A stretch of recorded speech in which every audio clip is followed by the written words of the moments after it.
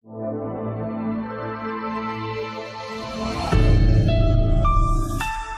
मेरे shining stars, कैसे हैं बच्चों आप सब लोग। स्वागत है आपका आपकी अपनी सामाजिक विषय की कक्षा में। और आज हम करवाने जा रहे हैं वाणी श्रृंखला, हमारा समाज और पर्यावरण से पाठ 2। और हमारे इस पाठ का शीर्षक है मानचित्र यानी कि मैप। बच्चों, ग्लोब हमारे लिए बहुत उपयोगी है। ग्लोब हमारे लिए अत्यंत उपयोगी था। ग्लोब के बिना हम कुछ समझ से ही नहीं सकते, बिल्कुल नहीं हमें समझ में आएगा जब तक हम ग्लोब को देखेंगे नहीं, उसको समझेंगे नहीं। तो ग्लोब हमारे लिए बहुत ही उपयोगी है, पर इसके उपयोग में कुछ कठिनाइयां आती हैं। ग्लोब को एक स्थान से दूसरे स्थान पर ले जाने में भी कठिनाई होती है। ग्लोब पर छोटे छोटे स्थानों को दिखाना भी संभव नहीं होता। इन कठिनाइयों को दूर करने के लिए हमें मानचित्र का प्रयोग करना पड़ता है। इसको मतलब मानचित्र का प्रयोग किया जाता है। मानचित्र समतल सतह पर बनाया जाता है। मानचित्र जो है बहुत बड़े आकार में भी बनाया जा सकता है और बड़े मानचित्रों को दीवार पर टांगा भी जा सकता है। छोटे मानचित्रों को मोड़कर पुस्तक में रखा जा सकता है। जिस मानचित्र में पूरी पृथ्वी को दर्शाया जाता है उसे संसार का मानचित्र कहते हैं। नीचे संसार का मानचित्र दिया गया है। इसमें संसार के महाद्वीप और महासागरों को हम देख सकते हैं। ये देखो, ये है पूरा का पूरा मानचित्र। इसमें हम पूरे संसार के बारे में देख सकते हैं कि दक्षिणी प्रशांत महासागर, दक्षिणी अटलांटिक, हिंद महासागर, ऑस्ट्रेलिया, इसमें सारे महाद्वीप भी हैं और महासागर भी हैं। तो इस तरह हम मानचित्रों को देख सकते हैं। तो एक चीज और आपको समझाते हैं। जिन पुस्तकों में केवल मानचित्र छपे होते हैं उन पुस्तकों को क्या बोलते हैं? उनको क्या बोलते हैं? एटलस कहते हैं। एटलस में विभिन्न प्रकार के मानचित्र होते हैं, जैसे राजनीतिक, भौगोलिक और जलवायु से संबंधित। ये थी हमारी एक अत्यंत जानने योग्य बात जो बहुत ही आवश्यक थी। मानचित्र की भाषा। मानचित्र प्रायः सड़क, रेल मार्ग, वायु मार्ग, नगर, महानगर, दर्शनीय आदि स्थलों को प्रदर्शित करते हैं। इनमें वर्षा का वितरण, फसलें, घास के मैदान, खनिज, उद्योग आदि भी प्रदर्शित किए जाते हैं। मानचित्र में पर्वतमालाएं, पहाड़ियां, पठार, मरुस्थल, मैदान, नदी, घाटियां आदि भी प्रदर्शित करते हैं। देखा आपने मानचित्र का कितना फायदा होता है, कितना आवश्यक है, कितना महत्वपूर्ण है। इसमें सारी चीजें जो है उन सबको प्रदर्शित किया जाता है। मानचित्र में इन विभिन्न वस्तुओं की यथार्थ आकृति एवं इनका आकार दिया जाना तो संभव नहीं है। अतः इन विशेषताओं को मानचित्र पर विभिन्न रेखाओं, चिन्हों और संकेतों और रंगों आदि से दिखाया जाता है। इन संकेतों, चिन्हों, रेखाओं आदि को मानचित्र की भाषा कहा जाता है। यही कारण है कि मानचित्र अधिक प्रभावपूर्ण तरीके से हमें अधिक जानकारी प्राप्त करते हैं। मतलब इनके द्वारा हम बहुत ज्यादा अच्छे से जानकारी ले लेते हैं। ये बहुत अच्छी जानकारी हमें प्रदान करते हैं। अतः मानचित्र के अध्ययन के लिए इनकी इस भाषा की विस्तृत जानकारी होना अत्यंत आवश्यक है। मानचित्र का सुविधापूर्वक अध्ययन करने के लिए निम्नलिखित बातों की जानकारी आवश्यक है। वो कौन सी जानकारी है बच्चों? ये जानकारी हम भी लेते हैं। क्या जानकारी है? दिशा। सबसे पहले हम बात करेंगे दिशा की। मानचित्र में ये दर्शाए गए तथ्यों को समझने से पूर्व हमें ये अवश्य जान लेना चाहिए कि मानचित्र में चारों प्रमुख दिशाएं पूरब, पश्चिम, उत्तर, दक्षिण किस प्रकार प्रदर्शित की जाती हैं। प्रत्येक मानचित्र के ऊपर की ओर उत्तर दिशा होती है तथा नीचे की ओर दक्षिण। ऊपर की ओर उत्तर दिशा और नीचे की ओर दक्षिण। ये देखिए एरो बना हुआ है ऊपर की तरफ और एक ये नीचे की तरफ। इसके दाईं ओर पूरब और बाईं ओर पश्चिम। दाईं ओर यानी कि राइट साइड में पूरब की ओर और लेफ्ट साइड में पश्चिम की ओर दिशा होती है। इन चारों दिशाओं के मध्य में चार अन्य दिशाएं होती हैं। उत्तर एवं उत्तर पश्चिम दिशा के बीच में उत्तर पश्चिम और पश्चिम तथा दक्षिण के दिशा के बीच में दक्षिण पश्चिम। पूरब एवं उत्तर दिशा के मध्य में उत्तर पूरब और दक्षिण एवं पूरब दिशा के मध्य में दक्षिण पूरब दिशा होती है। ये देखिए आप, दक्षिण पश्चिम, दक्षिण पूर्व, उत्तर पश्चिम। तो ये पूरा जो है इन्होंने इस तरह से हमारे लिए एक मानचित्र बनाया है जो हमारे लिए बहुत आसानी से हम कुछ भी समझ सकते हैं। बहुत से मानचित्रों में दिशा बताने वाले चिन्ह भी होते हैं बच्चों, बहुत से मानचित्रों में दिशा बताने वाले चिन्ह भी बने होते हैं। कुछ मानचित्रों में केवल उत्तर दिशा बताने वाला झंडीनुमा तीर लगा होता है, कुछ में झंडीनुमा तीर के साथ चारों मुख्य दिशाओं को प्रदर्शित करने वाली रेखाएं भी खींची जाती होती हैं, तो कुछ में सभी दिशाओं को प्रदर्शित करने वाली रेखाएं भी खींची होती है। तो आपने देखा होगा कितनी आसानी से हम कुछ भी इसमें समझ सकते हैं, किसमें, मानचित्र के माध्यम से। अब है मापक अथवा पैमाना। पृथ्वी की माप हजारों किलोमीटर है, इसे कुछ ही सेंटीमीटर लंबे कागज पर मानचित्र के माध्यम से दिखाया जाता है। इसके लिए एक उपयुक्त पैमाना निर्धारित करना आवश्यक होता है। ये पैमाना कागज की लंबाई तथा प्रदर्शित की जाने वाली दूरी के अनुपात में निर्धारित किया जाता है। सभी मानचित्रों के नीचे पैमाना अवश्य लिखा जाता है। 1000 किलोमीटर यानी equal to 1 centimetre, 500 kilometre equal to 1 centimetre या 100 किलोमीटर 1 सेंटीमीटर। इस प्रकार मानचित्रों पर प्रदर्शित 1 सेंटीमीटर 1500 या 100 किलोमीटर वास्तविक दूरी प्रदर्शित करने के बराबर है। और ये देखिए, ये इन्होंने इस तरह से हमें एक मैप बना के दिया कि हम इस तरह इसको समझ सकते हैं। तो बच्चों इसको आपको ध्यान से समझना होगा। अब है, यदि आपको अपनी कक्षा का मानचित्र बनाना हो तो आप अपनी कक्षा की वास्तविक लंबाई और चौड़ाई को नाप लीजिए, उसकी लंबाई और चौड़ाई को नाप लीजिए। माना कक्षा की लंबाई 10 मीटर तथा चौड़ाई 8 मीटर है, तब आप 1 सेंटीमीटर इक्वल टू या को 2 मीटर पैमाना मान लीजिए। अब आप अपने कमरे की कुल लंबाई 10 मीटर लंबाई के लिए 5 सेंटीमीटर तथा चौड़ाई 8 मीटर के लिए 4 सेंटीमीटर की रेखाएं खींच लीजिए। अब कक्षा की दूसरी वस्तुओं जैसे कि श्यामपट्ट, अलमारी, खिड़कियां, डेस्क आदि की वास्तविक स्थिति को नापकर पैमाने के अनुसार मानचित्र पर प्रदर्शित कर सकते हैं। अब आ गया हमारा रंग।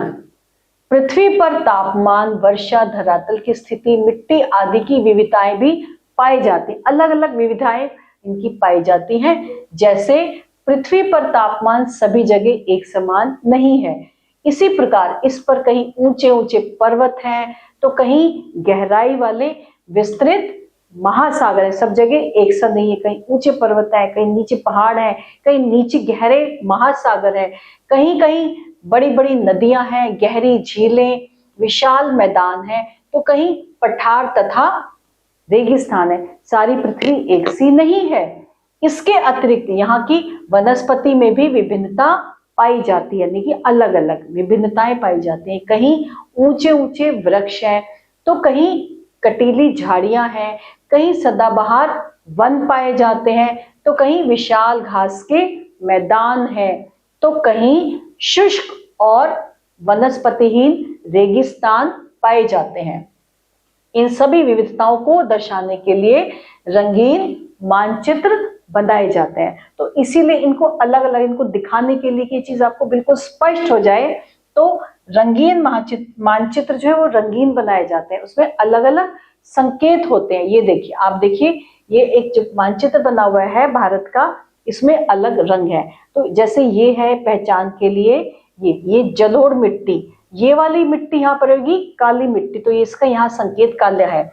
ये लाल और पीली मिट्टी, तो इसका संकेत ये है, ये इस रंग की है, भूरे रंग की है। लेटेराइट मिट्टी क्योंकि लाल रंग की है तो इसका ये चिन्ह है। तो इस तरह ये लोग जो है मानचित्र में संकेत बनाते हैं, जिससे हम लोगों को ये बहुत, किसी भी को भी पढ़ने में समझने में बहुत ज्यादा आसानी हो जाती है। मानचित्र में प्रदर्शित प्रत्येक रंग एक वस्तु, भौगोलिक प्रकृति, गुण आदि को दर्शाता है। कौन सा रंग क्या दर्शा रहा है, ये मानचित्र के साथ प्रदर्शित किया जाना आवश्यक होता है। दाहिनी ओर दिए गए मानचित्र में भारत में विविध प्रकार की मिट्टियों के वितरण को विभिन्न रंगों की सहायता से दर्शाया गया। जैसे कि मैं अभी आपको बता रही थी, साधारणतः रंगीन मानचित्रों में समुद्र, झील आदि जलीय भागों को नीले रंग से दर्शाया जाता है। ऊंचे पहाड़ी क्षेत्रों को गहरे भूरे रंग से प्रदर्शित किया जाता है। जो पहाड़ होते हैं उनको भूरे रंग से, पानी को नीले रंग से, इस तरह अलग अलग रंग से उनको दर्शाया जाता है, जिससे कि हम उसको आसानी से समझ सके।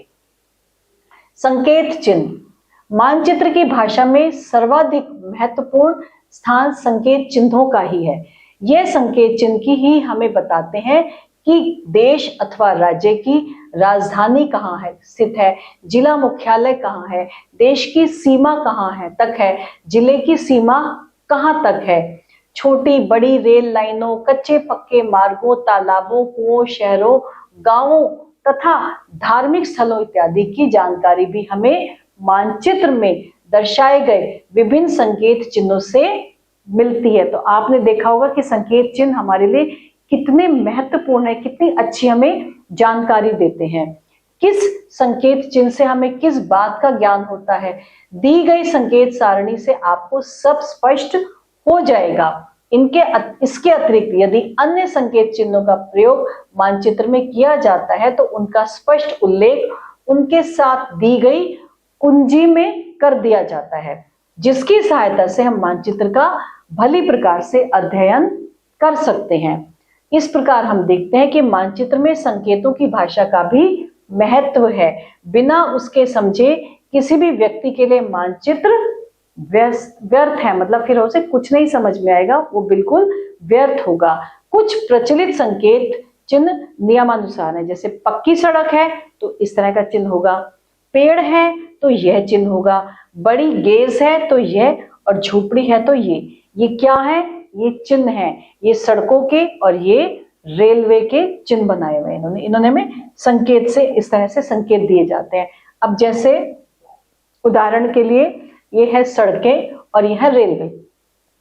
कच्ची सड़क का चिन्ह ये हो गया, पगडंडी का ये हो गया, नदी कुओं का ये हो गया, पक्का या कच्चा का ये, तालाब, स्रोत, दलदली भूमि, ये क्या है बच्चों, ये चिन्ह बनाए गए हैं। तो जब मानचित्र में ऐसे चिन्ह आते हैं तो हम समझ जाते हैं कि ये तालाब है, यहाँ पे इस राज्य में दलदली भूमि है, या यहाँ पे बांध है, या यहाँ पे पुल है, ये सबके क्या है, कब्रिस्तान का ये चिन्ह है, तेल का कुआं ये है, इसका चिन्ह ये है, कैंप भूमि का ये चिन्ह है। ऐसे ही रेलवे में मीटर गेज का ये है, रेलवे स्टेशन जो है, वहां के रेलवे स्टेशन अगर मानचित्र में हम देखेंगे किस राज्य में कितने रेलवे स्टेशन है, ये वो, या रेलवे स्टेशन कहाँ पर है, तो ये चिन्ह होंगे। मंदिर का ये है, मस्जिद का ये है, गिरजाघर का ये है, किला का ये है, गांव का ये है।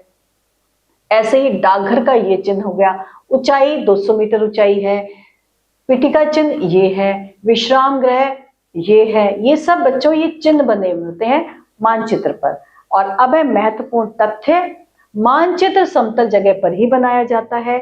बहुत से मानचित्र में दिशा बताने वाले चिन्ह भी बने होते हैं। मानचित्र की भाषा में सर्वाधिक महत्वपूर्ण स्थान संकेत चिन्हों का है। पृथ्वी पर तापमान, वर्षा, धरातल की स्थिति, मिट्टी आदि में अनेक विविधताएं पाई जाती हैं।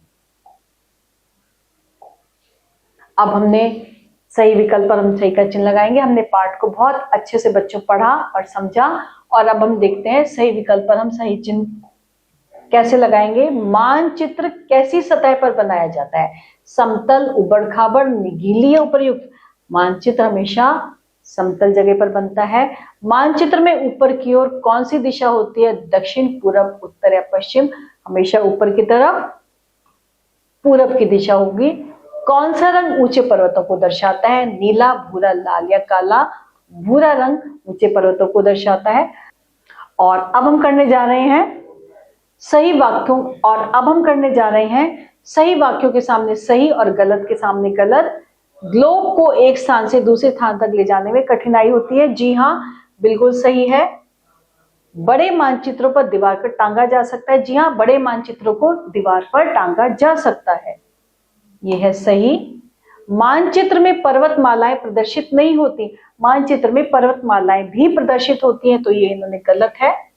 मानचित्र की भाषा में सर्वाधिक महत्वपूर्ण स्थान संकेत चिन्हों का ही है, यह सही है। सर्वाधिक स्थान संकेत चिन्हों का ही होता है। और अब है सही शब्दों पर हमें सही का निशान। ग्लोब के रखरखाव में बड़ी सावधानी या असावधानी, बड़ी सावधानी, हमने यहाँ पे सही निशान लगा दिया। मानचित्र में ऊपर की ओर दक्षिण उत्तर दिशा होती है, मानचित्र में ऊपर की ओर उत्तर की दिशा होती है। मानचित्र को छतों दीवारों को पर आसानी से टांगा जा सकता है, दीवारों पर आसानी से टांगा जा सकता है। पैमाने कुंजी से हमें पता चलता है कि कौन सा संकेत चिन्ह क्या दर्शा रहा है, तो हमें कुंजी से पता चलता है कि कौन सा संकेत चिन्ह क्या दर्शा रहा है। और अब है हमें रिक्त स्थानों की पूर्ति करनी है, पर छोटे छोटे स्थानों को दिखाना संभव नहीं है। किस पर बच्चों? ग्लोब पर। ग्लोब पर छोटे छोटे स्थानों को दिखाना संभव नहीं है। जिन पुस्तकों में केवल मानचित्र छपे होते हैं उन्हें क्या बोलते हैं? उन्हें एटलस कहते हैं। मानचित्र के जलीय भागों को किस रंग से दर्शाया जाता है? नीले रंग से। जो जल के स्थान होते हैं उन्हें नीले रंग से दर्शाया जाता है। पृथ्वी की माप हजारों किलोमीटर है। ऊंचे पहाड़ी क्षेत्रों को गहरे भूरे रंग से प्रदर्शित किया जाता है। बच्चों ये हमने कर दी रिक्त स्थानों की पूर्ति। और अब आ रहे हैं प्रश्नों के उत्तर। बच्चों इन प्रश्नों के उत्तर आपको स्वयं देने होंगे। आप पाठ को फिर से एक बार ध्यान से पढ़िएगा और आप बहुत आसानी से इन प्रश्नों के उत्तर स्वयं देंगे। और इसके साथ हमारा ये आज का पाठ यहीं समाप्त होता है। आभार।